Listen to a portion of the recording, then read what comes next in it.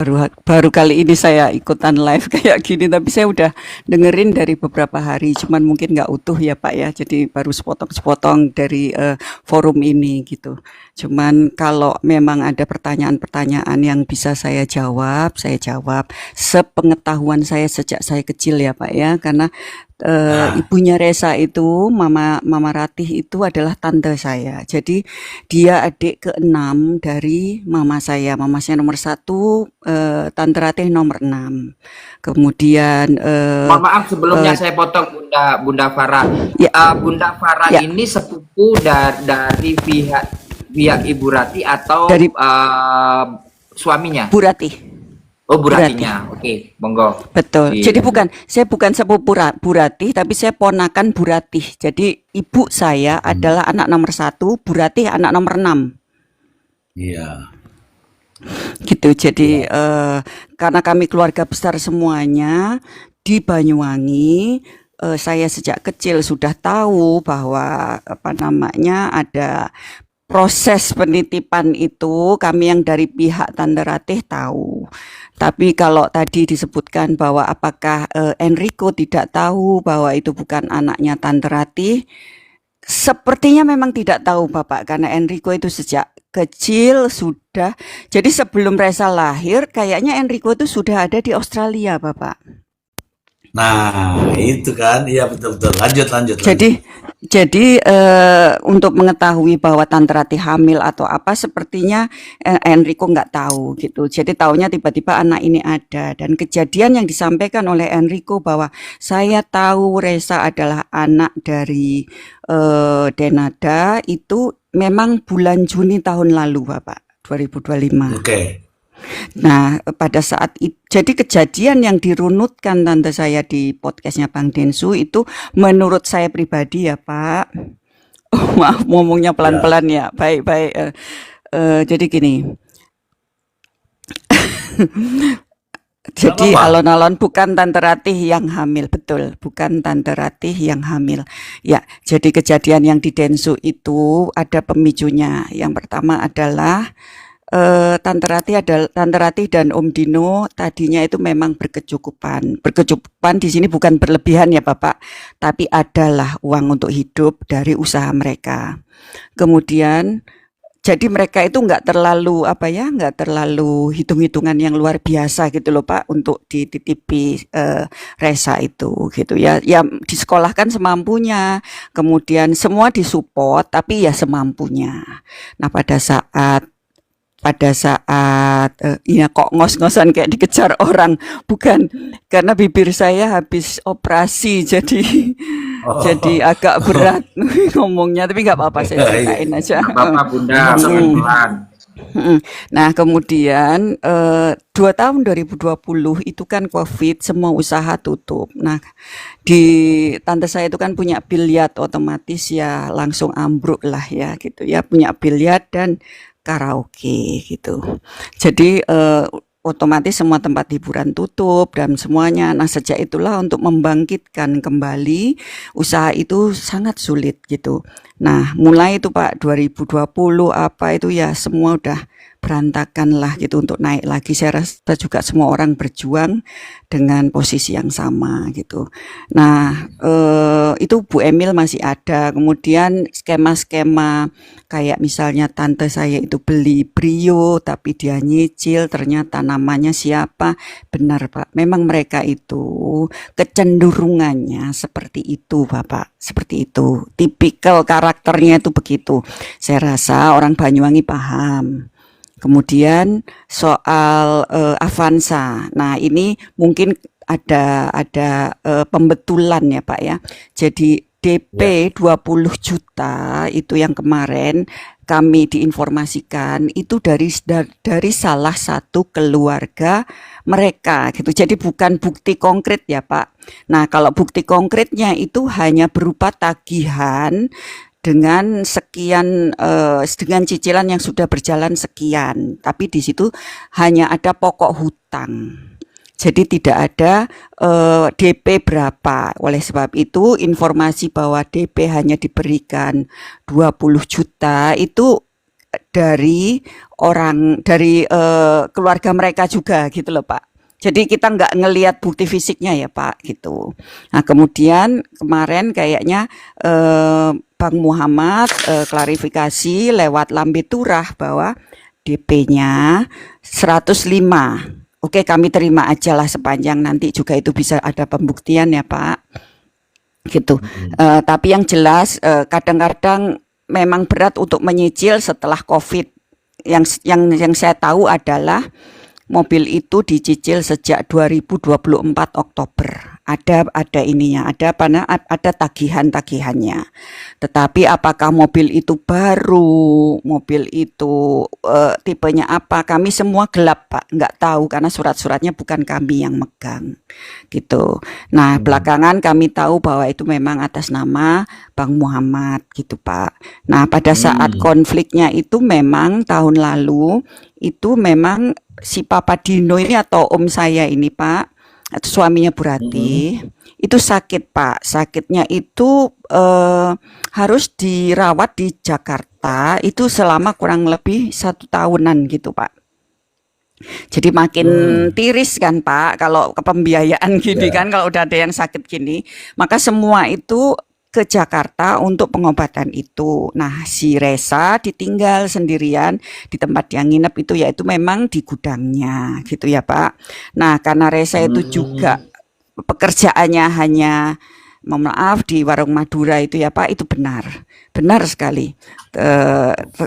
Apa namanya? Aduh, saya pengen nangis kalau cerita ini, maaf. Kadang-kadang dia nggak makan Pak, kadang-kadang. Juga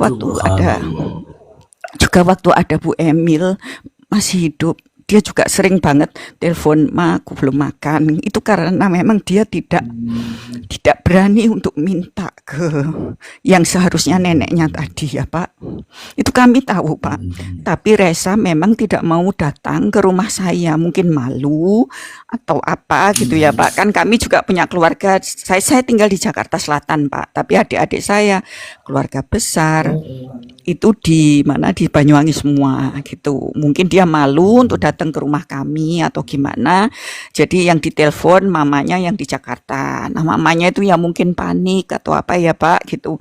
Terus ya pasti dicari-cariin, termasuk dia minta tolong Riko untuk bayarin listrik atau ngasih Resa sedikit gitu. Ya secara jujur harga-harga di Banyuwangi itu sama aja kok Pak. Jadi dengan 1,5 juta itu ya dapat apa gitu ya Pak, gitu, itu aja sih. Nah kemudian jadi kalau lagi ada gaji dia nggak minta. Nanti kalau udah mulai tipis, yang hanya mampu dia hubungi hanya ibunya, hanya Tante Ratih gitu loh.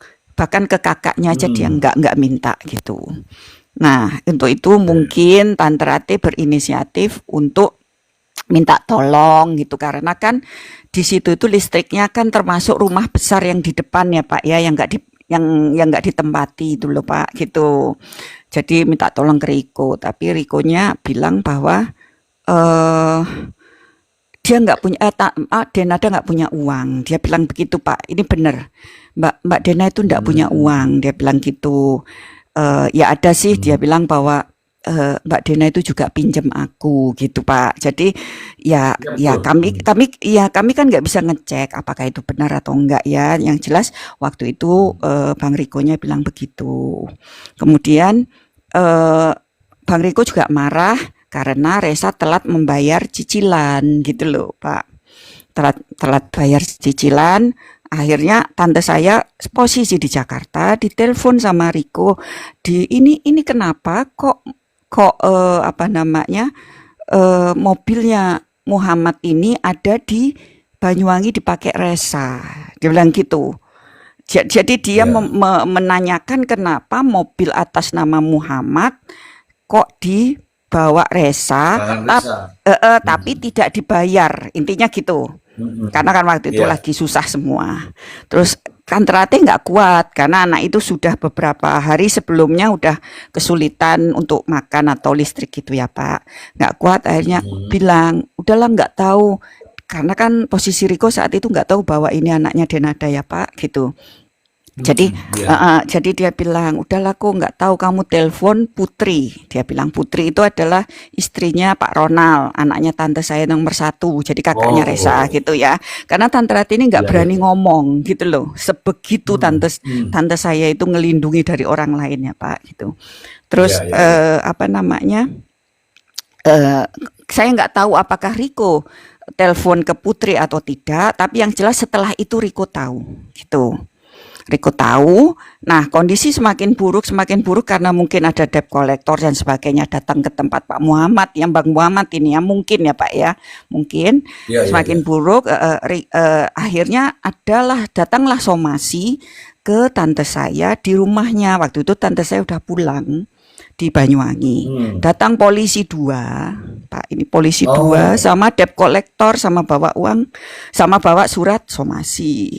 Hampir pingsan itu tante saya, Pak. Karena sudah kayaknya kok jadi apa ya kalau saya bilang ini kan harusnya nggak ada pemicunya. Ini kan jadi pemicu ya, Pak ya. Iya nggak sih? Gitu iya, loh iya. maksudnya.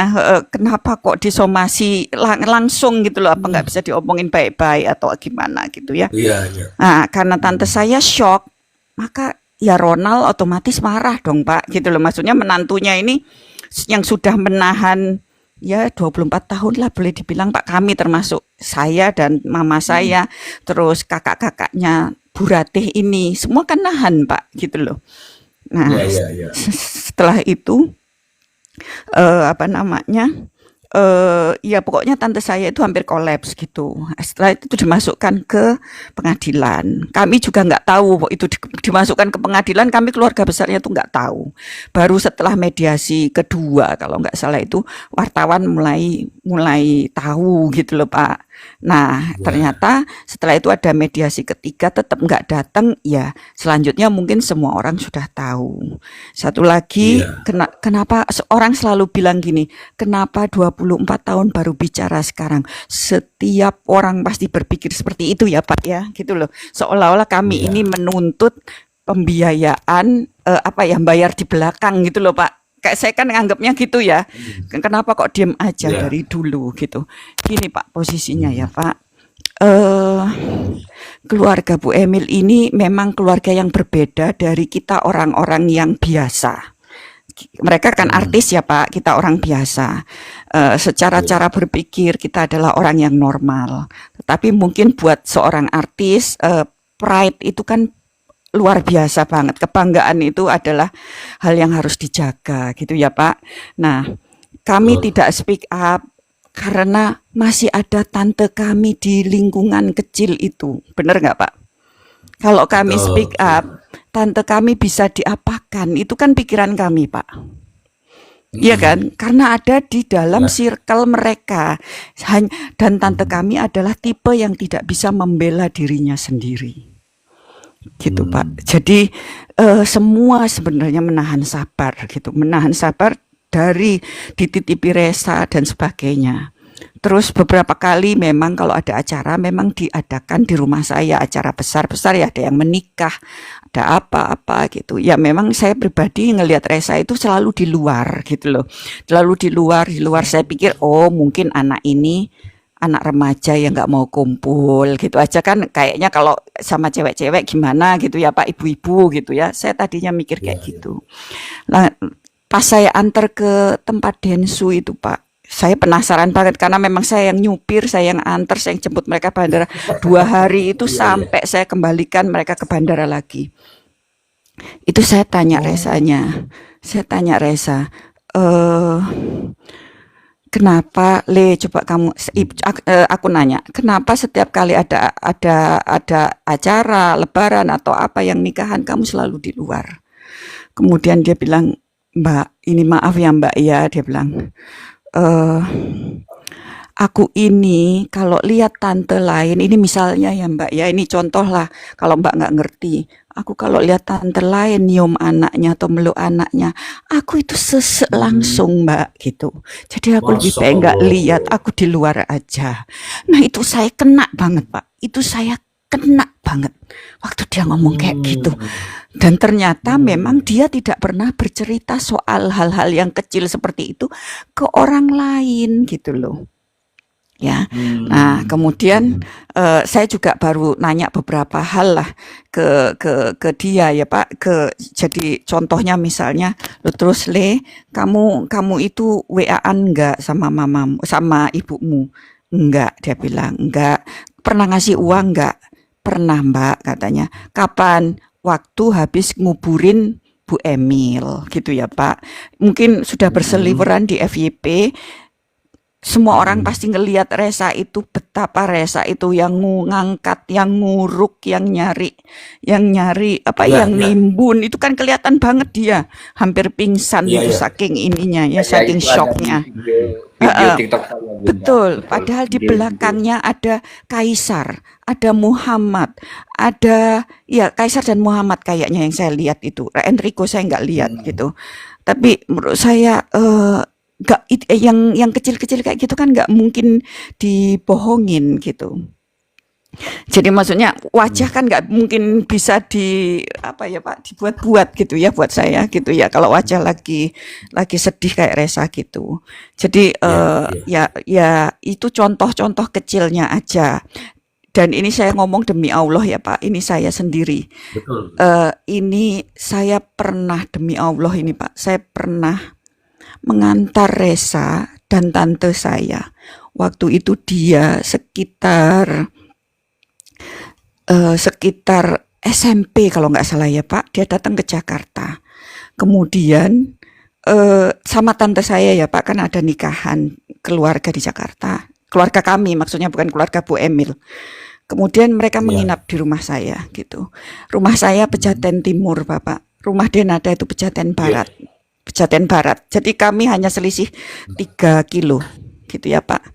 Terus Tante Ratih bilang, Dok Terno, anterin aku ke rumah Mbak Emil. Aku dipanggil disuruh ke sana. Saya benar-benar lupa itu tahunnya, tapi saya ingat Resa SMP.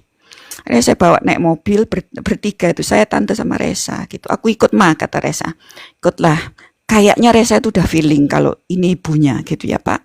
Karena kebetulan ada Denada di situ di rumah Bu Emil. Saya tuh nunggu Pak momen, ya pasti semua orang nunggu momen itulah Pak gitu loh maksudnya.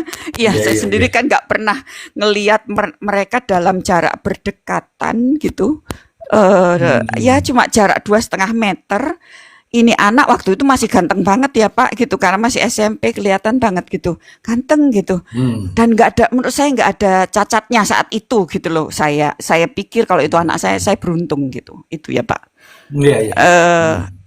Itu saya lihat wajahnya. Ini maaf, ini mungkin hanya pendapat saya mungkin ya. Wajahnya Dena itu kayak orang ketakutan. Jadi kayak orang, mohon maaf kalau saya nggak kalau saya nggak bisa menahan diri, mungkin saya pukul itu wajahnya. Udah mungkin saya udah pengen ngeprok itu kalau orang Jawa Pak. Gimana sih Pak? Iya, karena saya lihat dia itu saya emosi karena saya melihat karena saya melihat dia itu melihat anaknya seperti melihat penyakit. Ini dalam pikiran saya ya Pak gitu. Seperti melihat penyakit. Itu yang makanya waktu berita ini keluar, saya baru mengerti ternyata ini dimasukkan ke pengadilan. Kami semua itu sekeluarga besar tuh nangis. Mungkin 2 hari 2 malam, ada yang seminggu masih nangis kalau kami teleponan. Karena kami tahu perihnya gitu loh Pak. Karena kami tahu perihnya. Jadi waktu itu terus si Resa juga kayak takut-takut gitu ya Pak. Terus dia bilang gini, Mbak, maksudnya ke Dena, Mbak boleh minta foto, dia bilang gitu. Terus Dena itu mungkin udah kagok, jadi dia langsung bilang, oh iya boleh. Tapi Bapak tahu posisi fotonya, kan saya yang motretin waktu itu, masih zaman BlackBerry ya, mungkin udah hilang fotonya ya Pak. Itu kayak, mohon maaf kalau saya sekali lagi ini salah mikir, itu kayak bapak-bapak yang udah lebih tua gitu ya Pak ya, gitu ya, atau mungkin security atau karyawan apa gitu ya Pak ya, fans yang minta foto gitu loh Pak. Paham ya Pak ya? Gitu loh perlakuannya gitu ya? Kayak misalnya ada security atau Pak Satpam atau siapa yang lewat depan rumah, terus Mbak Denada boleh minta foto. Nah itulah gayanya Pak. kayaknya. Iya, iya, Jadi iya, iya. ada jarak sekitar 75 cm gitu, berdiri, bukan mepet, Oh, bukan. oh, Enggak, ada jarak 75 cm atau 60 cm gitu berdiri, dan saya foto. Karena saya ngelihat kan, fokus saya ke Resa, bukan ke Denadanya gitu. hmm, Cuman kan hmm. buat anak kecil yang sudah agak dengar bahwa ini adalah ibunya, kemudian ibunya memperlakukan kayak gitu, gimana coba saya yang cuma bertiga di situ yang ngelihat, Pak? Iya Ya kan? batin dia, Aduh, Mbak ya. iya, pasti dia batin, orang Hmm. saya aja pengen marah gitu. Apalagi anak Ya ini gitu. Nah, Allah. Ya, saya nggak ya, ngerti ya, di ya. mana salahnya anak ini pada saat itu ya Pak Hmm, gitu. Nah, kebetulan gini, hmm, kadang-kadang ya refleksnya kami juga ini, kami akuin kami juga salah ya Pak gitu. Kadang-kadang refleksnya hmm. kami di rumah di Banyuwangi itu ya, kami ini ngelihat bahwa ini gimana sih anak orang kok dititipin ini, wong ibunya nggak miskin gitu. Kan kita pasti mikirnya refleksnya Hmm. gitu ya, kok dititipin ke orang yang Ya, lebih ya. nggak mampu gitu loh. Gitu maksudnya ya Pak. Ya. Jadi kadang-kadang kalau ada apa-apa gitu kita memang agak cuek, itu salah kami juga Pak. Nah, kemudian ini lagi yang berat yang harus dihadapi Resa ini kalau saya ceritakan. Setiap kali ada Ya, ya. tamu, ada lebaran atau ada inian, kan semua anaknya tante saya ikut, terus Resa ikut. Tetapi kan teman-temannya tante Ratih nggak tahu bahwa ini anaknya Ada. anak Denada atau anak tante Ratih, dikiranya kan anak orang lain yang ikut ke situ, maksudnya yang nempel-nempel atau apa gitu kan ya Pak ya. Oh. Jadi yang Oh. kalau misalnya ngasih angpau atau ngasih apapun lah Pak, pasti yang dikasih kan anaknya Tante Ratih yang 1, 2, 3 gitu kan. Bener nggak Pak? Iya. Karena kan setahu mereka anak Tante Iya. Ratih 3 gitu loh. Bayangin Nah, berapa kali Resa. Resanya nangis pasti ke Tante Ratih, itu saya tahu Pak gitu. Pasti Astagfirullahaladzim. nangis, Mama itu semua dikasih, itu saudara yang itu dikasih, ini dikasih, Mbak dikasih, aku nggak dikasih ya Ma. Terus ya Tante Ratih repot mau jelasin kalau ke tamu, kalau ke saudara. Dia langsung gitu, Mbak tolong Mbak, Resa belum dikasih ya gitu. Ya pasti kami ngerti, kami ngasih gitu. Cuman Oh. kalau orang lain kan kami susah menjelaskan gitu loh. Ya itu Iya, sering Pak iya, yang iya. kayak gitu. Jadi kan secara Ada perbedaan psikis, ya, Bu ya. Ada iya secara perbedaan di situ psikis ya. dia udah ngerasa kok gue dibedain sih gitu loh. Ya, Ya, ya, ya ya. itu sih. Jadi eh, Hmm. yang saya tahu itu. Kemudian kenapa 24 tahun baru ngomong ya, karena tadi tante saya ada di dalam situ dan kami tahu kalau kami ngomong pasti nanti yang diinjak-injak kasarnya ya Pak, yang diinjak-injak atau yang dipeluk kutu adalah tante saya. Ya kami di luar kan Hmm. gitu loh, kami di luar lah. Tapi tante Ya, saya kan dalam kondisi bahaya, mereka ada di dalam situ gitu. oke. Kemudian apalagi yang Hmm. netizen permasalahkan, ayahnya Resa. Hmm. Gini, ini Hmm. memang sebenarnya yang paling tahu itu ayahnya Resa itu adalah istrinya Pak Ronald, Pak. Karena Hmm. pada saat dia namanya Putri ya Pak, Putri itu tinggal di Ya, rumahnya Mbak Emil. Dinada. Ya, rumahnya Emil Mbak ya. Emil sama-sama Hmm. Denada. Saya juga sudah Hmm. tinggal di Jakarta waktu itu Pak. Ya, Ya. kemudian tiba-tiba ini saya nggak tahu ada urusan sambungannya sama lahiran, tapi saya bisa mengira-ngira ini sebabnya gitu. Tiba-tiba Putri itu Tante Rate bilang ke saya, Nduk, Putri pindah ke situ ya, gitu. Ke saya maksudnya, Oh. gitu. Oh ya udah Hmm. Tante, Hmm. iya soalnya pokoknya Tante Rate itu ngarang, ceritanya tuh ngarang. Bukan karena diancam dengan pistol itu, dia tidak menceritakan itu. Juga tidak menceritakan bahwa Hmm. berantem karena Denada lahiran gitu. Pokoknya Hmm. akhirnya ya saya terima aja lah Putri itu di rumah saya selama kurang lebih setahun ya Pak ya gitu. Itu pun tidak Ya, ya. pernah Putri cerita bahwa Denada lahiran itu Pak. Gitu loh, di rumah saya itu. Oh. Gitu. Nah, terus akhirnya waktu saya pulang ke Banyuwangi saya baru tahu oh itu anaknya Dena. Siapa bapaknya? Kalau menurut Putri ya Pak, ini kisi-kisi saja ya Pak, saya juga nggak tahu pasti. Hmm. Tapi kalau menurut Putri bukan artis, gitu aja Pak. Yang jelas bukan artis. Tetapi mungkin orang Oke. daerah Aceh, mungkin betul. Tetapi yang jelas dia bukan artis. Pak, saya izin live ya Pak, Tante Ratih telepon. Mohon maaf. Ya, Ya Pak nggak ya. apa-apa. Nggih. Langsung aja. Oh, langsung. Kasih tahu Tante Ratih gabung juga nggak apa-apa. Nggak punya TikTok, Pak. Sebentar. Nggih, Lek. Assalamualaikum. Ada. Nggih. Ya. Dalam, Lek. Heeh. Lek, nanti tak telepon lagi ya. Nanti tak telepon lagi ya, Lek. Nggih. Halo, Pak. Maaf. Ya, nggak apa-apa sebenarnya. Tadi baru Bilang aja pergi. sama Mr. T. Kemarin juga live TikTok loh. Terima dulu, Iya, terima dia dulu. live TikTok pakai